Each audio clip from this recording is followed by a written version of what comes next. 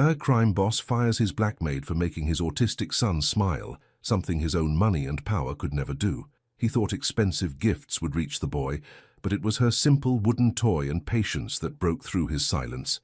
Enraged and humiliated, he throws her out. She's gone. The mansion falls silent again.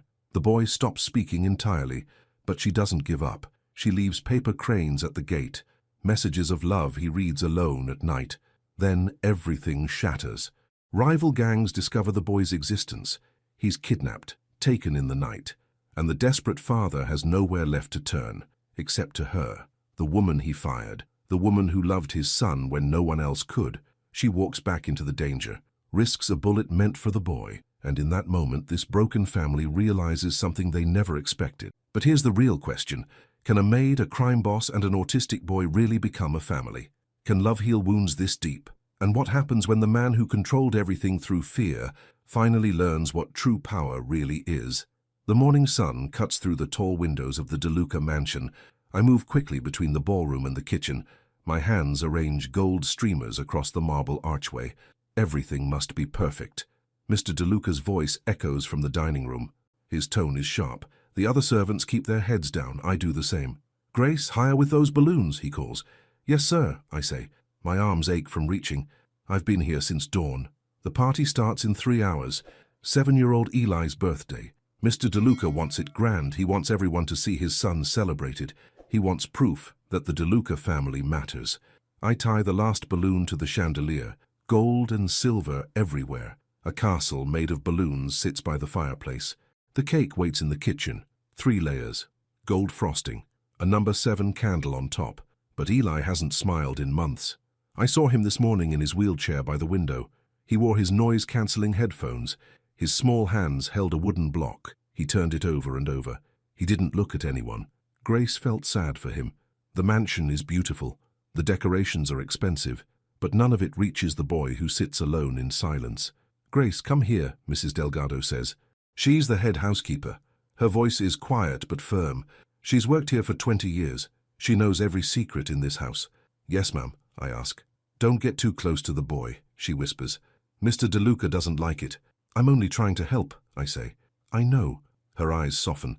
"But be careful. This family is complicated." I nod. I understand what she means. Mr. DeLuca rules with fear. Everyone obeys him. No one questions him. His late wife died 3 years ago. The house has been cold ever since. I finish the decorations and check the guest list. 30 children invited. 30 families from the city's wealthiest circles. The invitations went out weeks ago. Mr. DeLuca paces near the front door. His suit is black and pressed. His jaw is tight. He checks his watch every few minutes. "They'll be here," he says to himself. "They will come." I walk past him toward Eli's room. The hallway is long and quiet. Family portraits line the walls. Eli's mother smiles in one of them. She looks kind. Her eyes are gentle. I knock softly on Eli's door. No answer. I open it slowly. Eli sits by the window in his wheelchair. He stares at the garden. His headphones cover his ears. His hands rest in his lap. "Eli," I say gently. He doesn't turn. I kneel beside him. My hand touches his shoulder lightly. He flinches, but doesn't pull away. "It's your birthday today," I say. "Happy birthday." He looks at me. His brown eyes are deep and sad. He doesn't speak.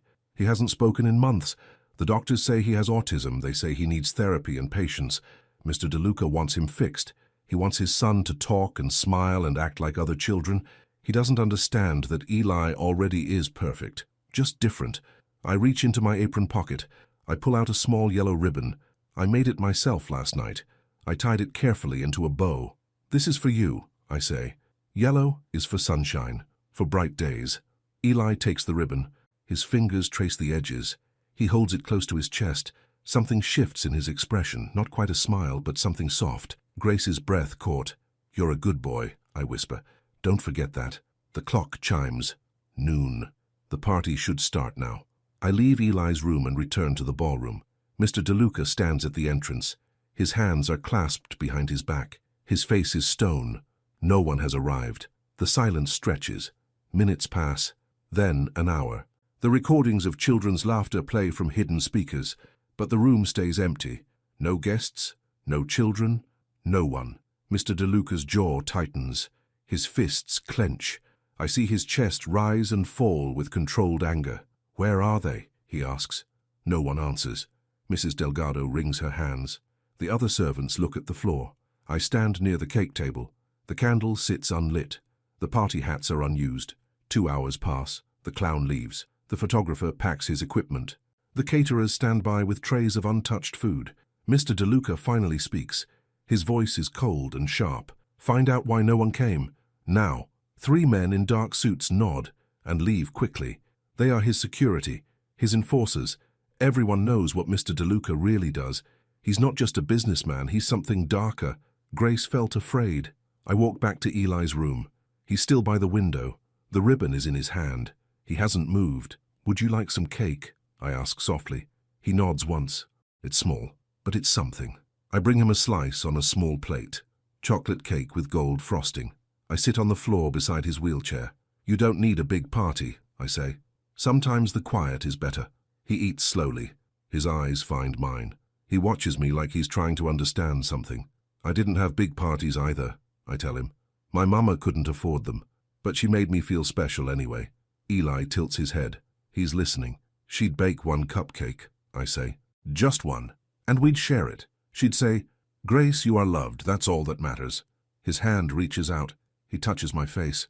His fingers are gentle, curious. Then he smiles. Grace's breath caught again. It's small, just the corners of his mouth lifting, but it's real. It's the first smile I've seen from him in all the months I've worked here. "There you are," I whisper. Footsteps sound in the hallway, heavy and fast. Mr. DeLuca bursts into the room. His eyes are dark with rage. "What did you do?" he demands. I stand quickly, my heart pounds. "I just brought him cake, sir," I say. "He smiled at you." His voice is sharp, accusing. He never smiles at me. I give him everything, and he smiles at you. "Mr. DeLuca, please." "You're fired," he says. The words hit like stones. "Sir, I didn't—" "Get out, now!" Mrs. Delgado appears in the doorway. Her face is pale. She shakes her head at me. A warning. Don't argue. Don't fight. I look at Eli. He's watching me with wide eyes. His small hand clutches the yellow ribbon.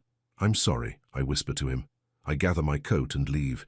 The mansion doors close behind me with a heavy thud. The afternoon sun is bright. Too bright. My eyes burn with tears. Grace felt broken. I walk down the long driveway. The iron gates open automatically. I step onto the sidewalk and look back once. Eli's face is pressed against the window of his room. His mouth moves. He's saying something. My name, maybe. I turn away. I can't watch anymore. The next 3 days are hard. I sleep on my sister's couch. I search for new work. But the word spreads fast. No one hires someone fired by Marco DeLuca. I think about Eli constantly. Is he eating? Is he sleeping? Does he understand why I left? Grace felt helpless. On the 4th morning, I wake early. I walk to the corner store to buy bread. On my way back, I pass the DeLuca mansion. The gates are tall and locked, but I can see the house through the bars. Eli sits in his usual spot by the window. My chest tightens. I can't go in. Mr. DeLuca made that clear. But I can't just abandon the boy either. An idea forms. I stop at the craft store on my way home. I buy colored paper, bright sheets of red, blue, yellow, green. I spend the afternoon folding. My grandmother taught me how to make origami cranes when I was small. Each crane carries a wish, she'd say. Fold it with love, and the wish comes true. I fold carefully. I write a message inside the first one. Simple words. You are not alone. That evening I walk to the mansion. I wait until the sun sets. The guards change shifts. I move quickly. I place the paper crane at the base of the gate, right where the morning light will hit it. Then I leave. The next morning I return. The crane is gone. Grace felt hope. I make a new crane, a new message. You are special. I leave it at the gate. The pattern continues. Every evening, I leave a crane. Every morning, it's gone. On the 7th day, I write, "Happiness begins with kindness." I fold it into a red crane. I place it carefully at the gate. As I stand, I see movement in the garden. Someone is watching from the shadows. I freeze. A man steps forward. Mr. DeLuca. His face is hard to read in the dim light. Our eyes meet. He says nothing. He just stands there, holding a pile of colored cranes in his hand. Then he turns and walks back into the house. 2 more days pass. I keep leaving cranes. I don't know if Mr. DeLuca will stop me. I don't know if Eli even sees them, but I can't stop. On the 9th day, I leave a yellow crane. The message inside says, "You are loved, just as you are." The rain starts as I walk away, soft at first, then heavier. I pull my coat tight. The streets are empty. I hear footsteps behind me, small and quick. I turn. Eli stands in the alley. No wheelchair. He's walking. His steps are unsteady but determined. He's soaked from the rain. His hair sticks to his forehead. Grace's breath caught. "Eli?" I whisper. He holds up a piece of paper. It's wrinkled and wet. A drawing. He made it himself. The picture shows two people. One is small with dark hair. The other is taller with brown skin and curly hair pulled back. They're holding hands. There's a red box between them. Me and him. "Oh, Eli," I say. I kneel in the rain. He walks closer. His arms wrap around my neck. He's shaking, from cold or fear or relief, maybe all three. "You came back," he whispers. His voice is small, hoarse from not using it, but it's real. "I never left," I say. "Not really." He pulls back. His eyes find mine. They're filled with tears. "Come home," he says. Grace felt torn. "I can't," I tell him gently. "Your father doesn't want me there." "Please," he says. The word breaks me. I take his hand. We walk together through the rain, back to the mansion, back to the place I was cast out from. Mrs. Delgado answers the door. Her eyes go wide. "Grace, Eli, what?" "I found him in the alley," I say quickly. "He ran away." Mr. DeLuca appears behind her. His face is pale. He sees his son dripping wet, holding my hand. "Eli," he breathes. "The boy doesn't let go of me." "She's staying," Eli says. His voice is stronger now. "She's staying or I leave again." The silence hangs heavy. Mr. DeLuca's jaw works. His hands open and close at his sides. His eyes move from his son to me, back again. Something shifts in his expression. "Come inside," he says finally. "Both of you." Mrs. Delgado brings towels. I dry Eli off while Mr. DeLuca watches from the doorway. He doesn't speak. He just observes. "Why did you run away?" Mr. DeLuca asks. Eli looks at me, then at his father. "Because Grace left," he says simply. "I fired her," Mr. DeLuca says. "She broke the rules." "What rules?" Eli asks. Mr. DeLuca doesn't answer. "She made me smile," Eli continues. "Why is that wrong?" Grace's chest tightened. Mr. DeLuca runs a hand through his hair. He looks older suddenly, tired. "It's not wrong," he admits quietly. "Then why did you send her away?" Eli asks. The question sits between them, raw and honest. Mr. DeLuca sits heavily in the chair across from us. His voice is low when he speaks. "Because I was ashamed," he says. "I gave you everything I thought you wanted, and you didn't want any of it. Then she gave you a wooden toy, and you smiled. I felt like I failed." Eli stares at his father. Understanding dawns slowly in his young eyes. "You didn't fail," Eli says. "You just didn't listen." The words are simple, but they cut deep. Mr. DeLuca's throat works. His eyes are bright with unshed tears. "You're right," he says. "I didn't listen. I'm sorry." Eli slides off the couch. He walks to his father. His small hand touches Mr. DeLuca's knee. "Listen now," Eli says. "Please." Mr. DeLuca pulls his son close. His arms wrap around him. He buries his face in Eli's hair. Grace felt something break open inside her chest. This is what healing looks like. Messy and painful, but real. Mr. DeLuca looks at me over Eli's shoulder. His voice is rough. "Will you stay?" he asks. "Not as a servant, as his friend, his teacher, whatever he needs." "Yes," I say. "I'll stay." That night I help Eli get ready for bed. He talks more than I've ever heard. About the cranes, about the messages, about how he kept them all under his pillow. "I knew they were from you," he says. "They smelled like the soap you use." I smile. "You're very observant." "That's what different means," he says. "I notice things other people don't." "That's a gift," I tell him. He climbs into bed. The yellow ribbon is tied around his wrist.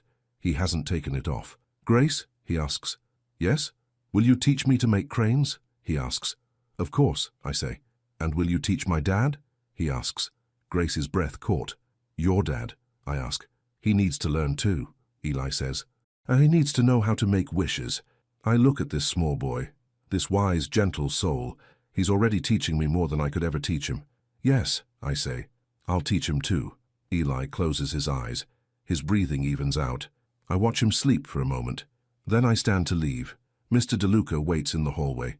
His arms are crossed, but his expression is different now, softer. "Thank you," he says.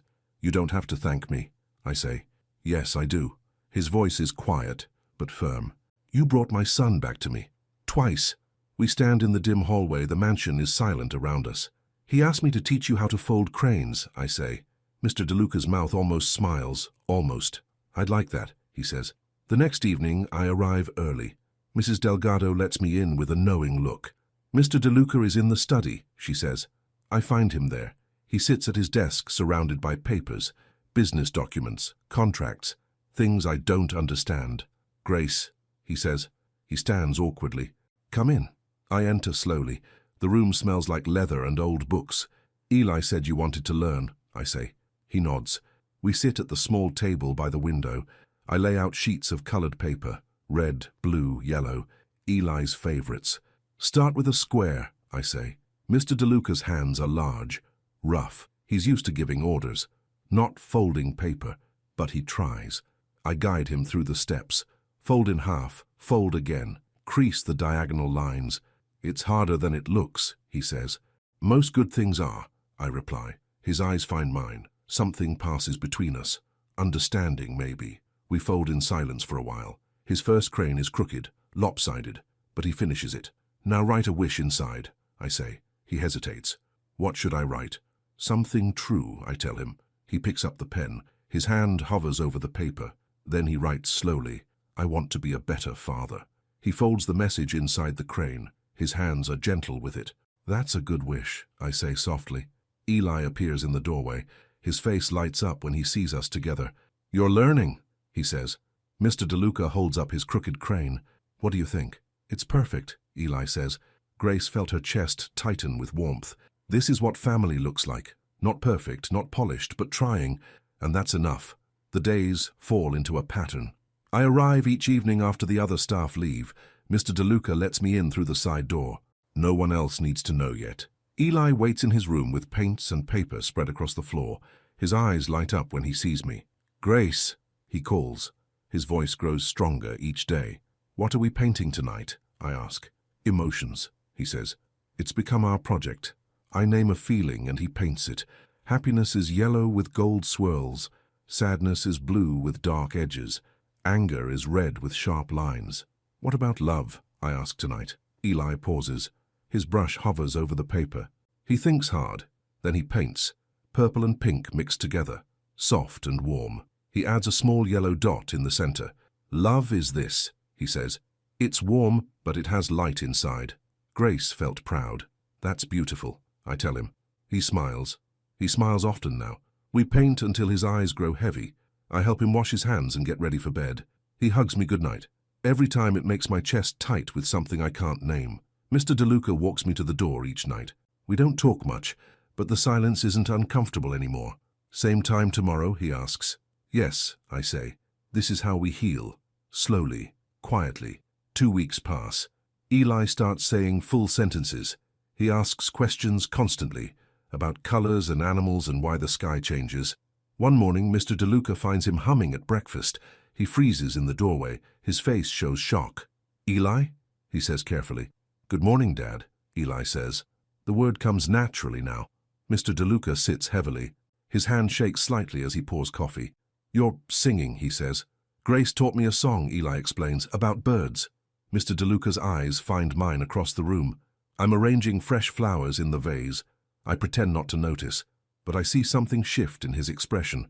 He's starting to understand. What Eli needed wasn't money or parties. It was patience, time, love given freely. Grace felt hopeful. That afternoon, Mrs. Delgado pulls me aside. Her voice is low. "Mr. DeLuca has been different," she says. "Lighter somehow." "That's good," I say. "It is." She touches my arm gently. "But be careful, Grace. This world he lives in, it's dangerous." "What do you mean?" I ask. "He's not just a businessman," she says. "You know that. The people he deals with, they're watching always." Her words sit heavy in my chest.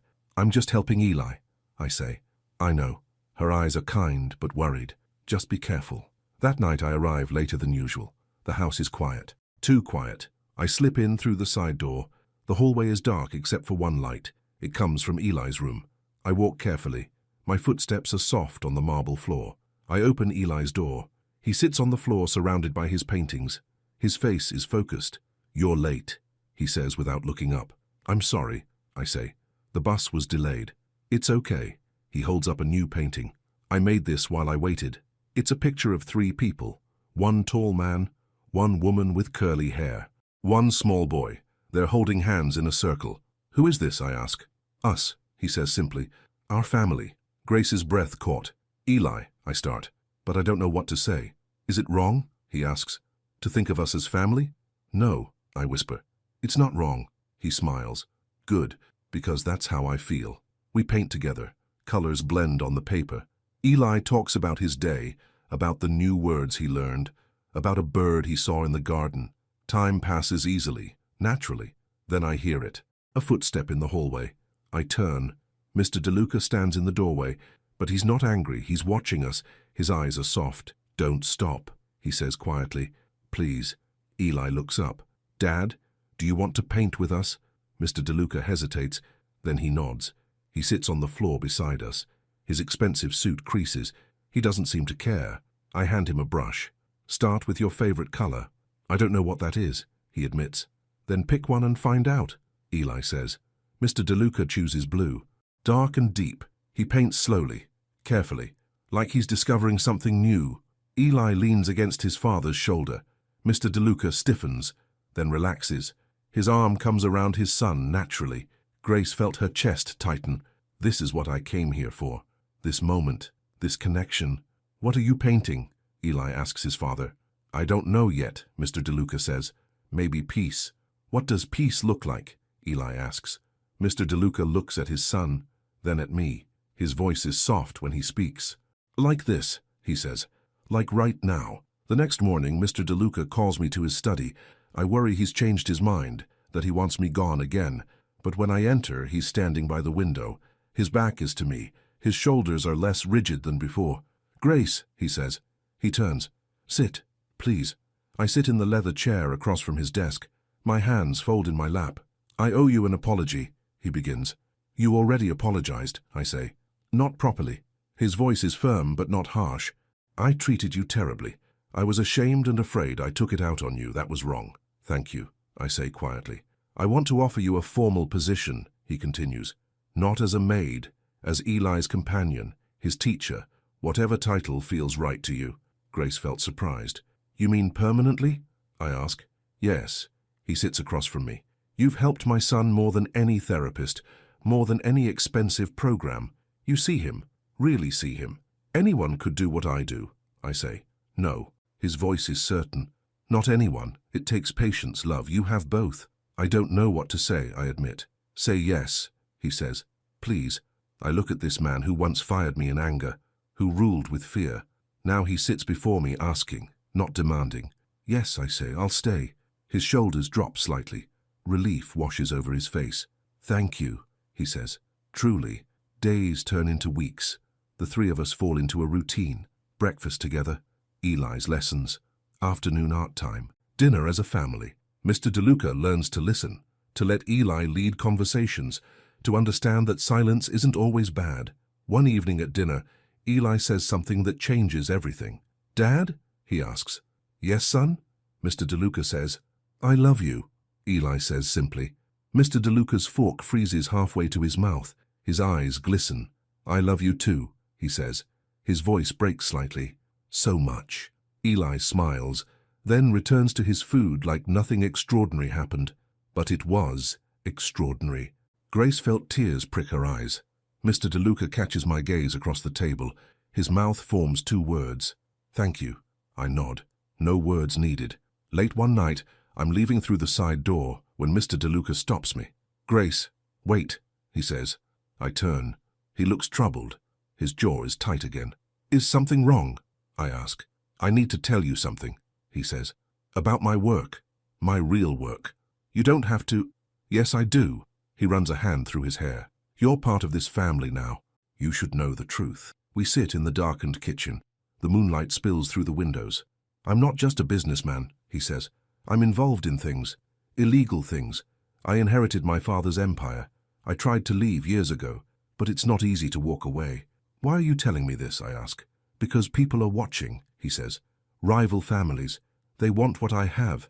They want to see me fall. Grace felt afraid. What does that mean for Eli? I ask. I'm being careful, he says quickly. I have security, guards, but I needed you to know in case... In case what? I ask. In case something happens. He finishes quietly. The silence stretches between us. I won't let anything happen to him, I say firmly. I know. His eyes find mine. That's why I'm telling you. Because I trust you. More than anyone. The weight of his words settles over me.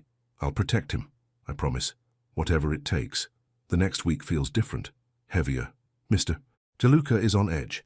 He makes more phone calls, has more meetings with men in dark suits, but he still paints with Eli each evening, still reads him bedtime stories, still tries to be the father he never was before. One afternoon, Eli and I are painting in the garden. The sun is warm. The flowers are blooming. Everything feels peaceful. Then I see them, 2 men across the street, watching the house. They wear casual clothes, but their eyes are too focused. My stomach tightens. Eli, I say calmly, let's go inside. But we just started, he says. I know, but I'm getting cold, I lie. He looks at me strangely. It's not cold, but he doesn't argue. He trusts me. We go inside. I lock the door behind us. My hands shake slightly. Mrs. Delgado finds me in the hallway. Grace, what's wrong? She asks. There are men watching the house, I say quietly. Her face goes pale. I'll tell Mr. DeLuca. That night, Mr. DeLuca increases security. More guards, more cameras. He tries to hide his worry from Eli, but I see it in the tight lines around his eyes. Maybe I should stop coming, I say when we're alone. No, he says firmly. Eli needs you. I need you. But if I'm putting him in danger, you're not. His voice is hard, certain. They're after me. Not you, not him. I won't let them touch either of you. Grace felt torn. I'm scared, I admit. So am I, he says. And that honesty breaks something in me. This powerful man, this crime boss, he's just a father trying to protect his son. We'll be careful, I say. We will, he agrees. 3 days later, everything changes. Eli and I are painting outside again. The guards are close, watching. I feel safer with them near. A photographer appears from nowhere. Cameras flash. Eli startles. His hands fly to his ears. No pictures, I shout, but it's too late. The photographer runs. The guards chase him, but he's already gone. That evening, the photos appear online. Marco DeLuca's secret son, the headline reads. There's a picture of me and Eli laughing, of us painting together. Eli's face is everywhere. Mr. DeLuca sees them first. His rage is immediate and terrible. How did this happen? He roars at his guards. They have no answer. He turns to me. His eyes are dark with fury. Did you call them? He demands. Grace's breath caught. What? No, I say. You're the only new person here, he says. The only one who could have leaked this. I would never... My son's face is everywhere, he shouts. Every enemy I have now knows what he looks like, where he lives. You did this. Mr. DeLuca, please. Get out, he says. His voice is cold, final. Now, let me explain. There's nothing to explain, he cuts me off. You betrayed my trust. You put my son in danger. Get out of my house. Tears blur my vision. I didn't do this, I swear. I don't believe you, he says. Mrs. Delgado appears. Her face is sad. She knows I'm innocent, but she can't say anything. Not against Mr. DeLuca. Please, I beg. Think about Eli. He needs... Don't tell me what my son needs, Mr. DeLuca says. Not anymore. Grace felt broken. I gather my things. My hands shake. My heart pounds. This can't be happening. Not again. Eli appears at the top of the stairs. His face is confused, scared. Grace, he calls. Where are you going? She's leaving, Mr. DeLuca says harshly. No! Eli runs down the stairs. He grabs my hand. Don't go. Please don't go. I have to, I whisper. My voice breaks. Why? Tears stream down his face. What did you do? Nothing, I say. I did nothing wrong. But Mr. DeLuca doesn't believe me, and I can't stay where I'm not wanted. I kneel before Eli. I take his face in my hands. Listen to me, I say. You are strong. You are loved. Don't forget that. Ever. Don't leave me. He sobs. I don't want to, I say. But I have to. I kiss his forehead.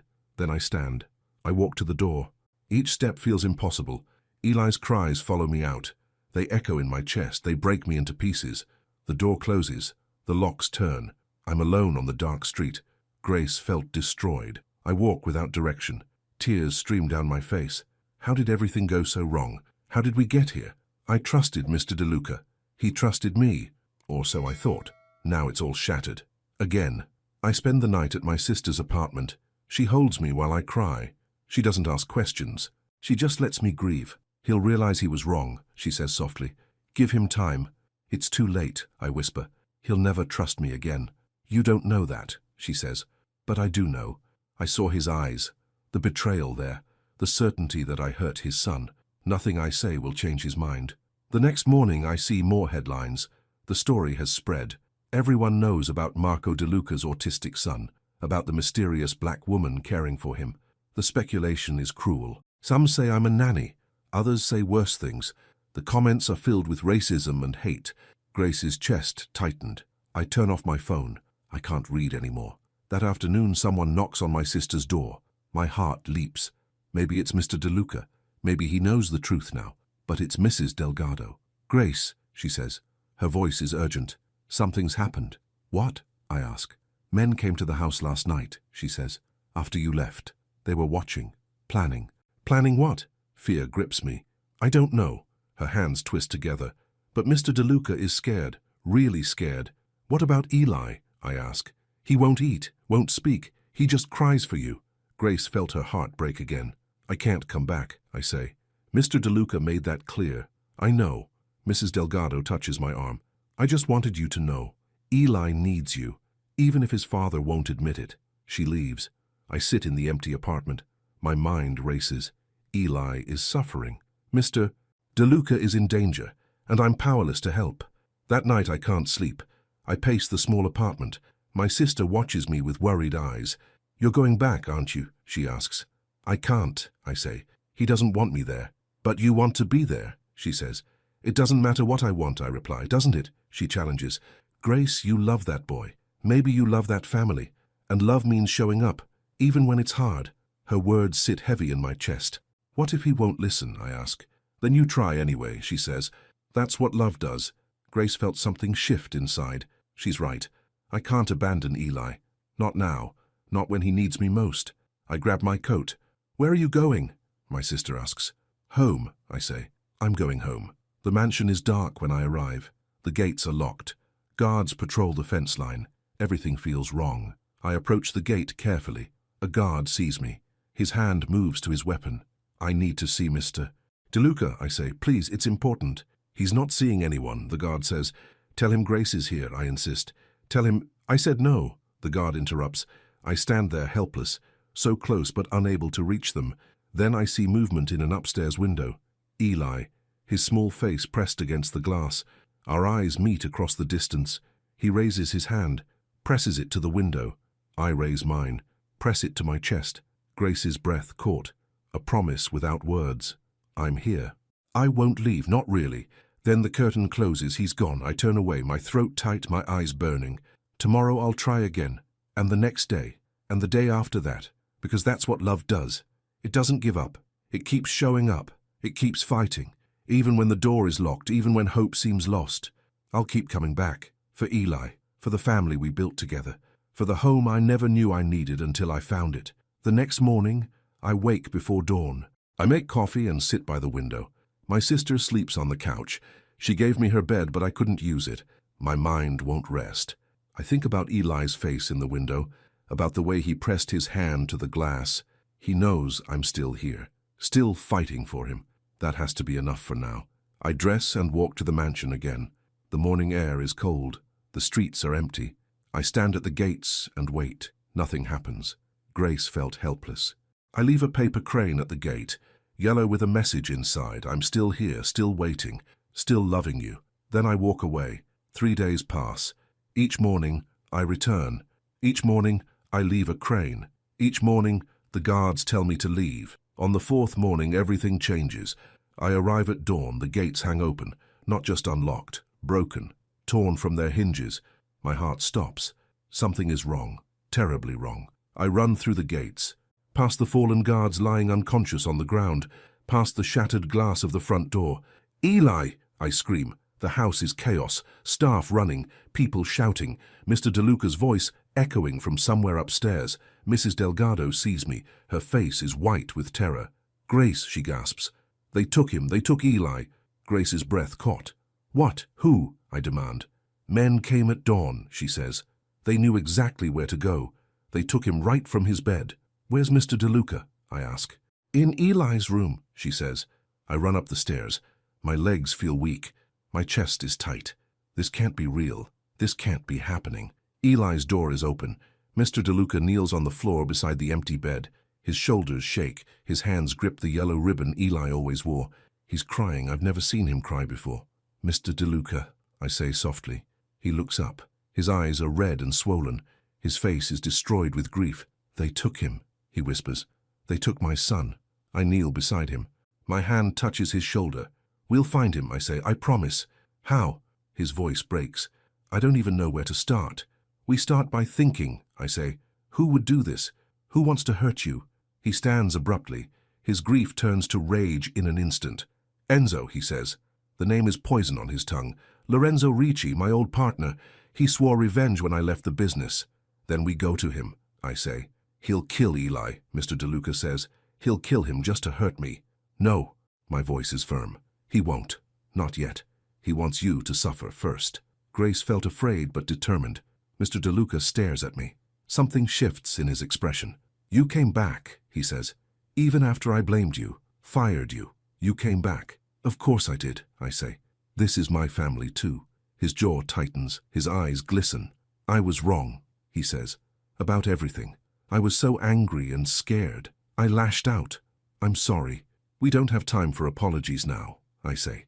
"We have to find Eli." He nods. We run downstairs together. His men gather in the study. They're armed and ready. "What do we know?" Mr. DeLuca demands. "3 vehicles, one man reports. They headed east toward the docks." "The old warehouse district," Mr. DeLuca says. "That's Enzo's territory." "Then that's where we go," I say. Everyone turns to look at me. "Grace, you can't come," Mr. DeLuca says. "It's too dangerous." "Eli needs me," I say. "He's terrified. When we find him, I have to be there." "These men will shoot to kill," Mr. DeLuca argues. "I don't care." My voice doesn't waver. "I'm coming." Grace's chest tightened. He sees something in my eyes. Determination. Love. He nods slowly. "Get her a vest," he tells his men. We drive through the city in 3 black cars.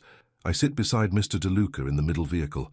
My hands won't stop shaking. "He's strong," Mr. DeLuca says quietly. "Eli, he's stronger than I ever gave him credit for." "He is," I agree. "He survived losing his mother. He survived loneliness. He'll survive this too." "What if I'm too late?" His voice breaks. "What if I lose him like I lost her?" I take his hand. He looks at our joined fingers, then at me. "You won't," I say. "We won't let that happen." The silence hangs between us, but it's not empty. It's full of shared fear, shared hope. "I never thanked you," he says, "for seeing my son when no one else did, for loving him when I didn't know how." "You're learning," I say. "That's what matters. If we get him back," "When we get him back," I correct. "When we get him back," he repeats. "I'm leaving this life, all of it. I'll go legit, build something clean, something he can be proud of." "He's already proud of you," I say. "You're trying, that's enough." Grace felt her eyes burn. We arrive at the warehouse district. The buildings are old and abandoned, perfect for hiding. Mr. DeLuca's men spread out, searching, looking for signs. Then we see it. A small paper crane lying on the ground, red, slightly crumpled. My heart leaps. "Eli left this," I say. "He's leaving us a trail." We follow the cranes, one every 20 feet. Each one leads us deeper into the maze of warehouses. Finally, we find it. A large building at the end of the row. Lights glow from inside. Voices echo. Mr. DeLuca signals his men. They move into position. "I'm going in first," I say. "Absolutely not," Mr. DeLuca says. "They won't shoot a woman," I argue. "Not right away. I can distract them while your men get in position." "Grace, we don't have time to argue," I say. "Eli needs us, now." Grace's breath caught as I moved forward. Mr. DeLuca grabs my arm. His grip is tight. His eyes are desperate. "Be careful," he says, "please." "I will," I promise. I walk toward the warehouse entrance.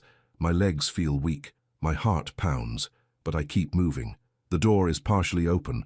I push through. Inside, the warehouse is dark except for a few lights. Men stand around smoking and talking. They're relaxed, confident. In the corner I see him, Eli. He sits in a chair with his hands tied. His face is tear-stained, but he's not crying now. He's watching everything, observing. Then he sees me. His eyes go wide. I press a finger to my lips. A silent warning. Don't speak. Not yet. Can I help you, lady? A rough voice says behind me. I turn. A large man with a scar across his cheek stares at me. I'm lost, I say. My voice shakes, but that's good. It makes me seem harmless. I was looking for my car and... You shouldn't be here, he says. I know. I back away slowly. I'll just go... Not so fast, another voice says. A man steps from the shadows. He's older. His hair is grey. His eyes are cold. Lorenzo Ricci. You're the woman, he says. From the pictures, the one with DeLuca's boy. Grace felt terror grip her. I don't know what you mean, I say. Don't lie to me, Enzo says. He walks closer. Marco sent you. Didn't he? No one sent me, I say. I really am lost. He laughs. It's a terrible sound. Marco always did have loyal people, he says. Too loyal. It's his weakness. Behind him I see movement. Mr. DeLuca's men slipping through side entrances. They're getting into position. I just need to keep Enzo talking. Why did you take the boy? I ask. He's innocent. No one in the DeLuca family is innocent, Enzo says. Marco took everything from me. Now I'm taking everything from him. He's just a child, I plead. So was my daughter, Enzo says. His voice turns hard. When Marco's war killed her, she was 6 years old, caught in crossfire meant for me. Grace's chest tightened. I'm sorry, I whisper. That's terrible, but hurting another child won't bring her back. No.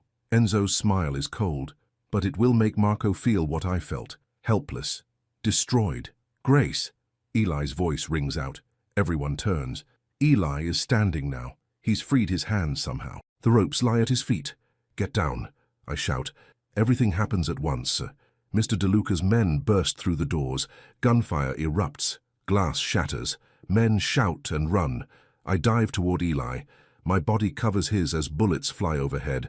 Something burns across my shoulder. Pain explodes, but I don't let go of Eli. I've got you, I say into his hair. I've got you. The warehouse fills with chaos, but through it all, I hear Mr. DeLuca's voice. Grace, Eli. Then he's there, pulling us both toward the exit. His men cover us, we run. Outside, the night air hits my face. My shoulder throbs. Something warm and wet spreads down my arm. You're hit, Mr. DeLuca says. His face is pale. I'm okay, I say, but my legs give out. He catches me. One arm around me, the other around Eli. Get them to the hospital, he orders his men. Now! The hospital lights are too bright. Voices blur together. I drift in and out.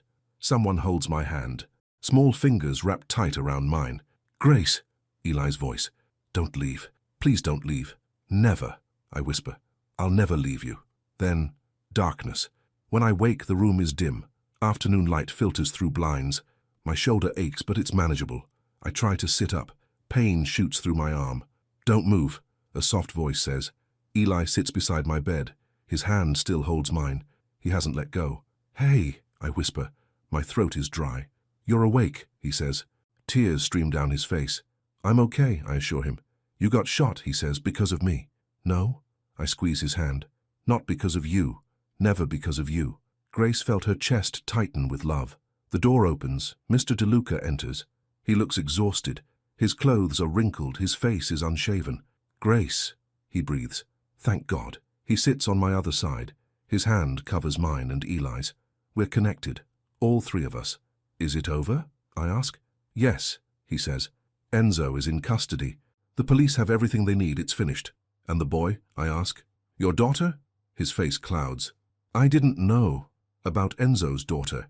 If I had known, you can't change the past, I say gently, but you can change the future. He nods slowly. His throat works.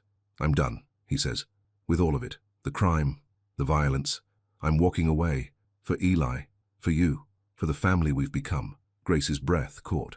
You mean it? I ask. I do, he says. I've already started the paperwork, selling everything, going legitimate. It won't be easy, but it's right. Eli looks at his father. His eyes shine with something I've never seen before. Pride. I'm proud of you, Dad. Eli says. Mr. DeLuca's face crumbles. He pulls Eli close, buries his face in his son's hair. I love you, he whispers. So much. I'm sorry I didn't say it enough. I'm sorry I didn't show it. You're showing it now, Eli says simply. I watch them. This broken family finding its way to wholeness. My vision blurs with tears. What about you? Mr. DeLuca asks me. Will you stay, even after everything? Where else would I go? I ask. This is home. His hand tightens on mine. His eyes find mine. Something passes between us.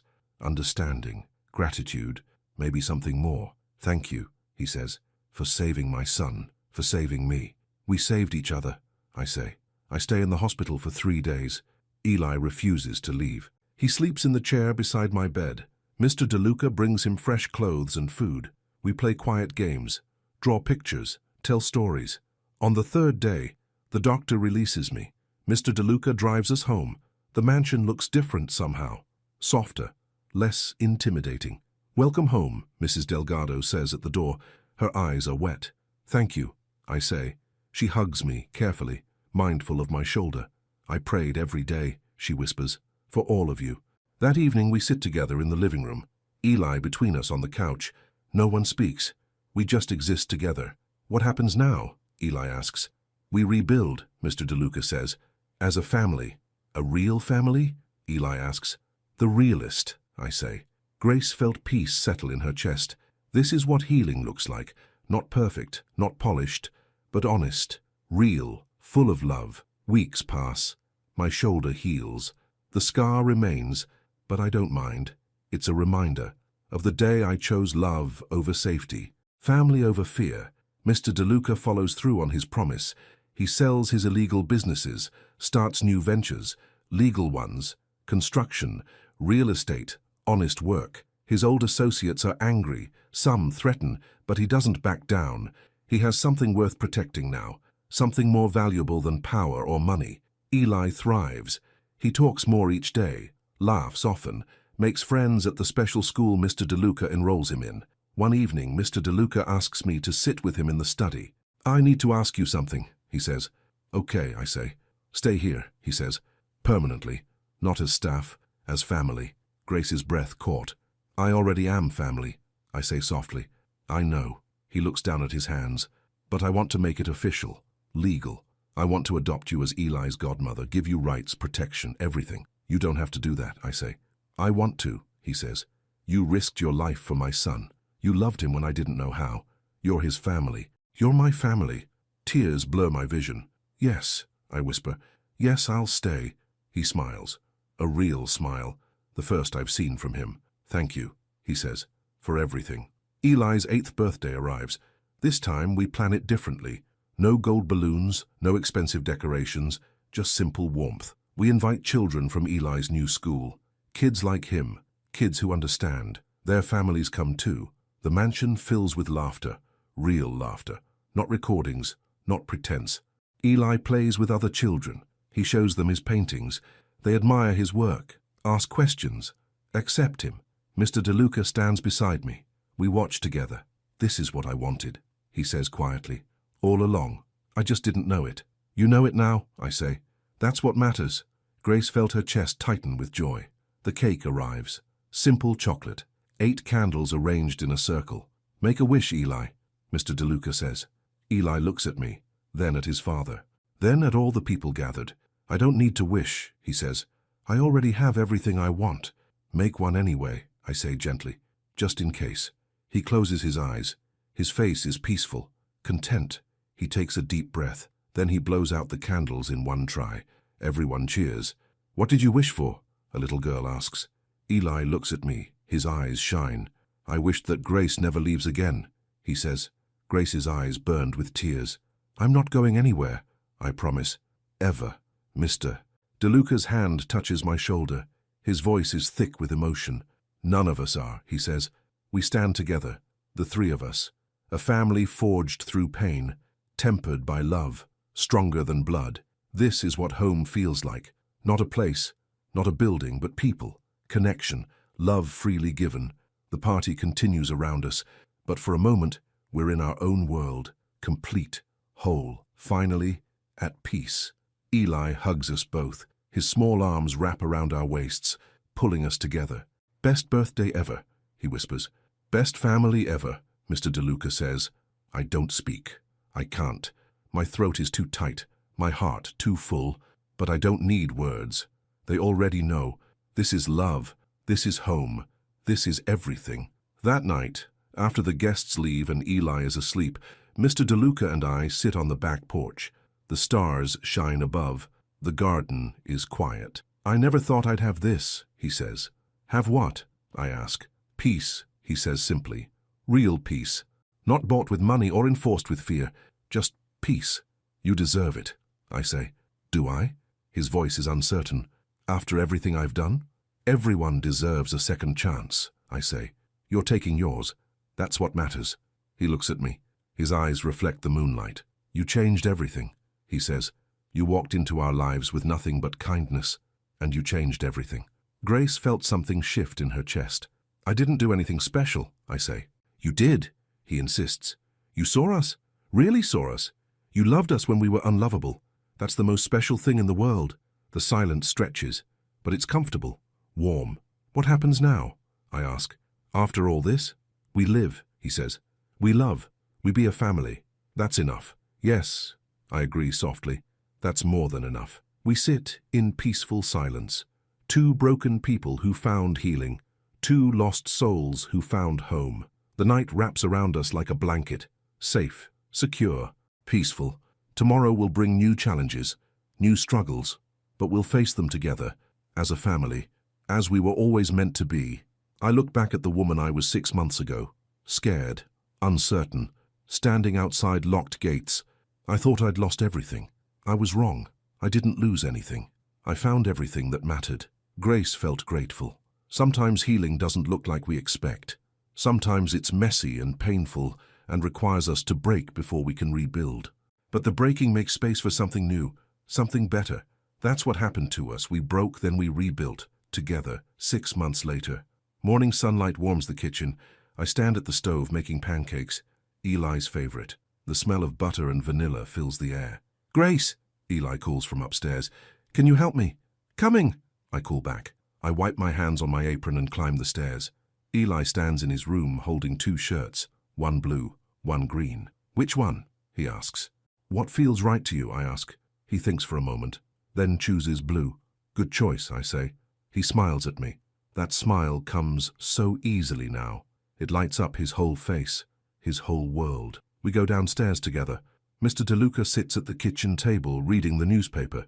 He's dressed casually, jeans and a sweater. No more expensive suits every day. "Morning, Dad," Eli says. "Good morning, son." Mr. DeLuca looks up. His eyes are warm. "Sleep well?"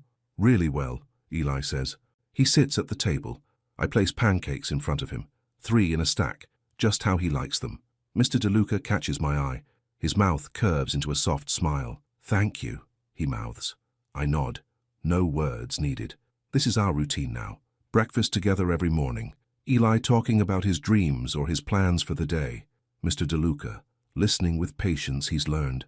Me moving between them, connecting them. Grace felt at peace. "What's on your schedule today?" Mr. DeLuca asks Eli. "School, then art therapy, then home," Eli says. "Grace is picking me up.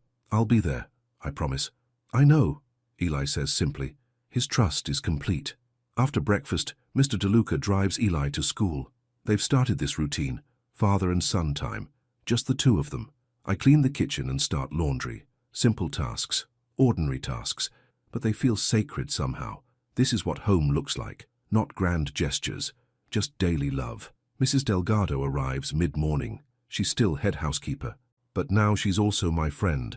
"Coffee," I offer. "Please," she says.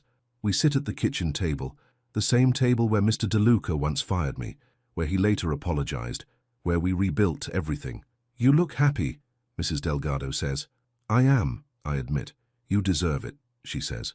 Her voice is warm. "All of you do." Grace's chest tightened with gratitude. The afternoon arrives. I drive to Eli's school.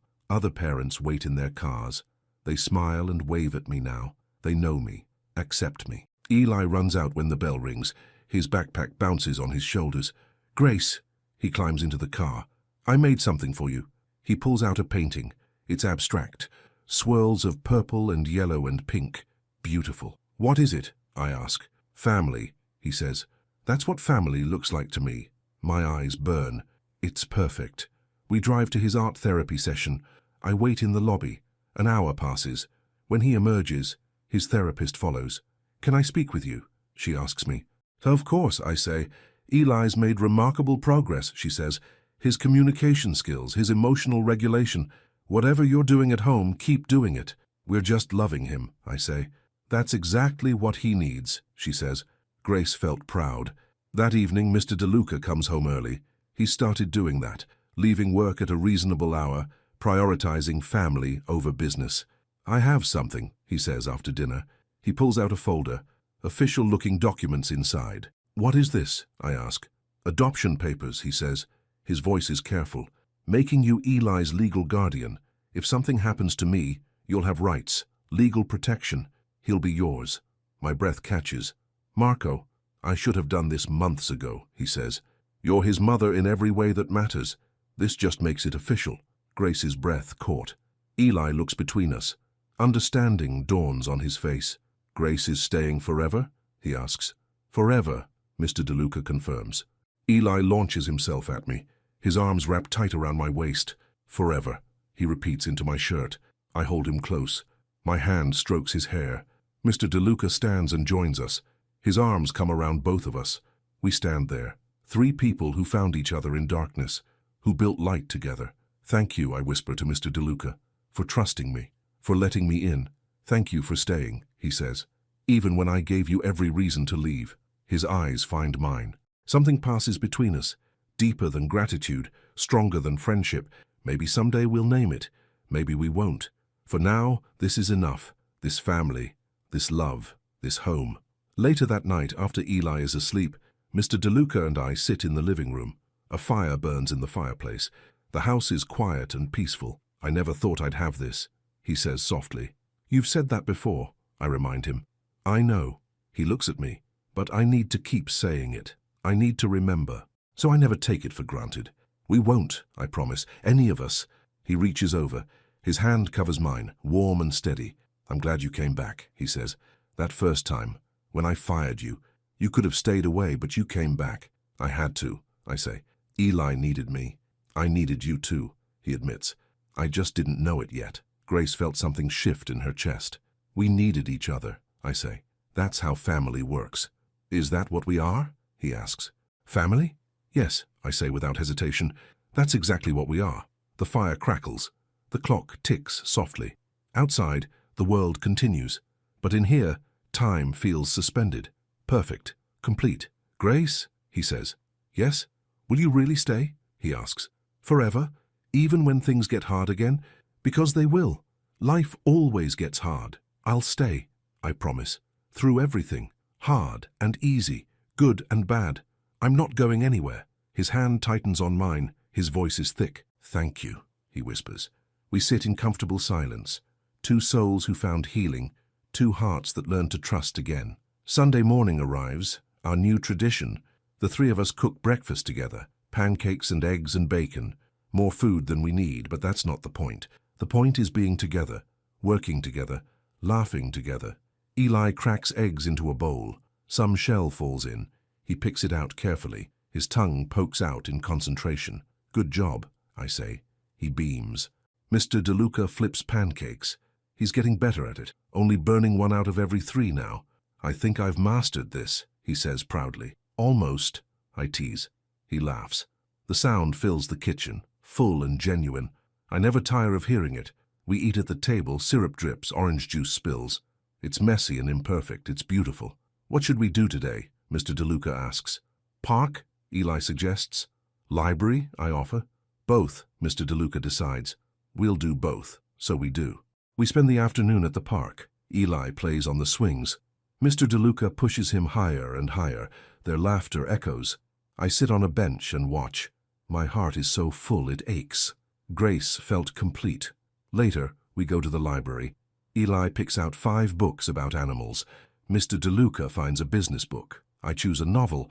We check them out and walk home together. The late afternoon sun is golden, warm. This is nice, Eli says. He holds both our hands, swinging between us. It is, Mr. E. DeLuca agrees. The nicest, I add. Back home we read together on the couch, Eli between us, his head on my shoulder, his feet in his father's lap. The words blur on the page. I'm not really reading. I'm just existing, breathing, being. This is what I searched for my whole life. Not wealth or status, not grand romance or adventure. Just this, belonging, love, home. Grace? Eli's voice is sleepy. Yes, baby?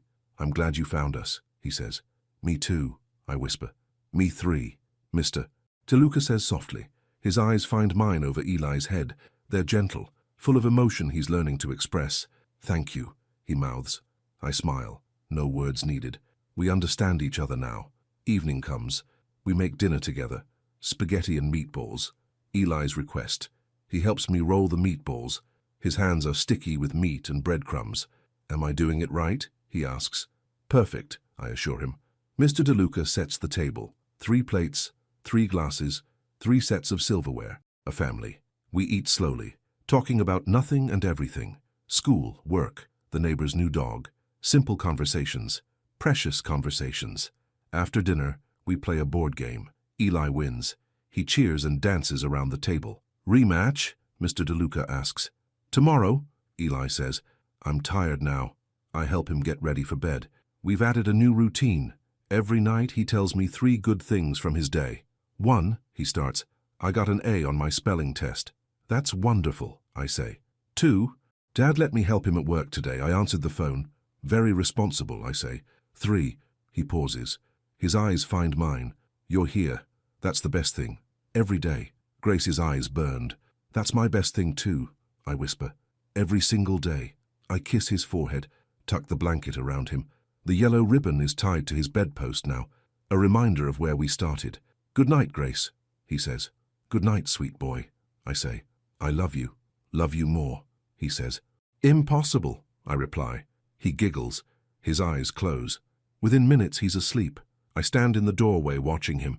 This child who changed everything, who taught me what love really means. Mr. DeLuca appears beside me. We stand together, silent, grateful. Thank you, he whispers, for all of this. We built it together, I say. We did, he agrees. His hand finds mine in the darkness. And we'll keep building it. Every day, I echo. We walk downstairs. The house is quiet now, peaceful. We clean the kitchen together, wash dishes, put away food. These simple tasks feel like prayers. Thank you for this day, this home, this family. When everything is clean, we sit on the back porch. The stars shine above. The night air is cool but comfortable. Are you happy? Mr. DeLuca asks. Yes, I say without hesitation. Are you? More than I ever thought possible, he says. Grace felt her chest tighten with joy. We sit in peaceful silence. Tomorrow will come, with its challenges and joys. But tonight we rest, we exist, we are. This is enough, this is everything. Finally we're home. I look up at the stars. They shine bright and constant, like love, like family, like hope. My journey was long, painful at times, but it led me here, to this porch, this family, this peace. I wouldn't change a single step, because every moment brought me closer to home. And home isn't a place. It's not a building or a city. Home is love, given freely, received gratefully. Home is here, now, forever. Mr. DeLuca stands, offers his hand. Ready for bed? He asks. Yes, I say. We walk inside together, lock the doors, turn off the lights, move through the house we've all built together. I pause at Eli's door. His small form sleeps peacefully, safe, loved, protected. My heart swells. This is why. This is everything. I continue to my room, the one Mr. DeLuca insisted I have. Family doesn't sleep in servants' quarters, he'd said. I change into pajamas, brush my teeth, climb into bed. The sheets are soft. The room is quiet. Through the walls I hear Mr. DeLuca moving around, getting ready for bed too. We're all here, all safe, all together. Grace felt complete. I close my eyes. Tomorrow I'll wake early, make breakfast, help Eli dress, drive him to school, continue building this life we've created. But tonight, I rest, content, grateful, home. My last thought before sleep takes me is simple. We made it. Through darkness. Through pain, through fear. We made it home together where we always belonged. She smiled. Everything was finally at peace.